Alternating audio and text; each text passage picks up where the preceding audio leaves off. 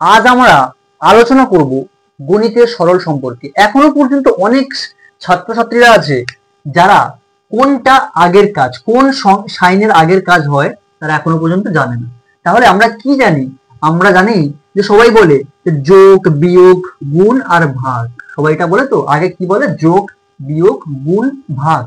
কিন্তু আমাদের সরল করতে হলে আমাদের এই যে ট্রিক্সটা রয়েছে যোগ, বিয়োগ, গুণ, ভাগ, এটা ঠিক উল্টে যাবে। এটা উল্টে যাবে মানে কি হবে? মানে আমাদের লাস্টেরটা উপরে যাবে। তাহলে কত আছে? লাস্টেরটা ভাগ, তারপরে কোনটা আছে? গুণ, তারপরে কোনটা আছে? বিয়োগ। কিন্তু এটা কি হয়ে যাবে? এটা উল্টে যাবে। কি হবে? যোগ আর বিয়োগ। তাহলে কি হবে? তাহলে আগে আমাদের হবে ভাগের কাজ, তারপরে গুণের কাজ, তারপরে যোগের কাজ, তারপরে বিয়োগের কাজ। তাহলে আমাদেরকে এই নিয়মটা ফলো রাখতে হবে। তাহলে এখানে তো আমাদের কি আছে? এখানে ভাগ তো নেই, কি আছে? গুণ। তাহলে সেকেন্ডে কি আছে? গুণ। তাহলে গুণের কাজ করতে হবে, মানে 5 আর 2 যোগ করতে, গুণ করতে হবে। তাহলে আমরা এখানে 15 বসিয়ে দেবো। 15 বিয়োগ 5 2 10, 10 বসিয়ে দিলাম। 10 আর যোগ 3, 3টা বসিয়ে দিলাম। ঠিক আছে। নেক্সট কার কাজ হবে? নেক্সট হবে আমার যোগের কাজ। গুণের কাজ করে ফেলেছি, এবার কার কাজ হবে? যোগের কাজ। তাহলে যোগের কাজ করতে হলে কি করতে হবে আমাকে?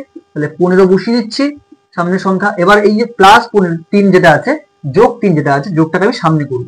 তাহলে যোগ 3 মাইনাস 10, তাই না? এবার আমরা কি করবো? তাহলে যোগের কাজটা আমরা আগে করবো এবার। তাহলে 15 আর 3 18, 18 থেকে কত বাদ দেবো? 10 বাদ দেবো। 18 থেকে কত বাদ দেবো? 10 বাদ দেবো। তাহলে কত হচ্ছে? তাহলে সবার লাস্টে আমরা বিয়োগ করে নেবো। তাহলে 18 থেকে 10 গেলে 8, 8 হবে আমার উত্তর, তাই না? 8 হবে আমার উত্তর। তাহলে আমরা কি করলাম? প্রথমে গুণের কাজ করলাম। যদি প্রথমে ভাগের কাজ থাকতো আমরা ভাগ করতাম, তারপরে যদি গুণ থাকতো গুণ করতাম, তারপরে যোগের কাজ করলাম, সবার শেষে কি করলাম? বিয়োগের কাজ। তাহলে ভাগ, গুণ, যোগ আর বিয়োগ, এই উপায় আমরা করতে পারবো। এবার যদি আমরা বলি নেক্সট যদি কোনো অঙ্কে আমার থাকে ব্র্যাকেট দেওয়া অঙ্ক, তাই না? যদি কোনো ব্র্যাকেটে থাকতে বন্ধনীর কাজ দিয়ে কোনো অঙ্ক করতে বলে, তাহলে সেই অঙ্ক আমরা কিভাবে করবো চলুন দেখে নিই। এবার আমরা দেখতে পাচ্ছি এখানে বন্ধনীর কাজ দিয়ে অঙ্ক রয়েছে।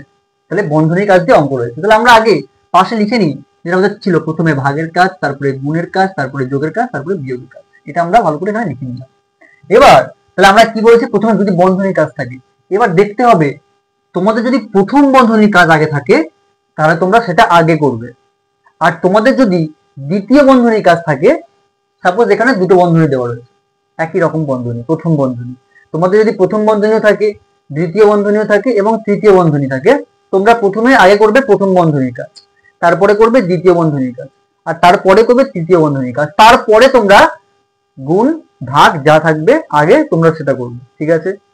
তাহলে এখানে আগে আমাদের আছে দুটো বন্ধনীর কাজ, তাই না? তাহলে আমরা দুটো বন্ধনীর কাজ একসঙ্গে করে নিই। তাহলে 7 বসে যাচ্ছে, বিয়োগ 56 থেকে আমার যদি 40 বাদ যায় তাহলে আমার 6 বসে যাচ্ছে, আর 5 থেকে 4 গেলে 1 বসে যাচ্ছে, তাই তো? এবার আমরা কি করব? ভাগ বসিয়ে দেবো, মধ্যখানে ভাগটাকে বসিয়ে দিচ্ছি।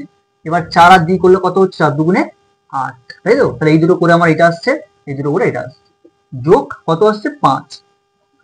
এবার আমরা কি করব? তাহলে 7 এখানে বসিয়ে দিচ্ছি, বিয়োগ 16 সঙ্গে কি করব?